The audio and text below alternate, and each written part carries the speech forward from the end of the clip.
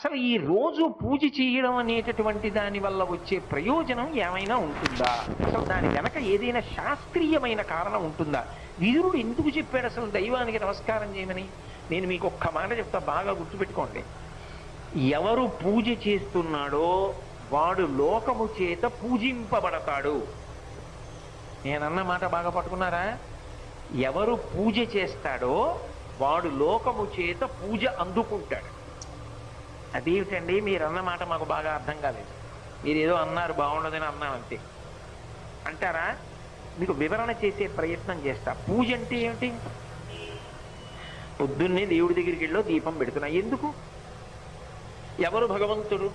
చంద్ర సూర్యౌ చ నేత్రే కర్ణావాసా శిరోద్యౌ ముఖవిదహనో యస్య వాస్తేయమబ్ధి అంతస్తం యస్య విశ్వం సురనర ఖగో భోగి గంధర్వ దైత్యైః చిత్రం రమ్యతే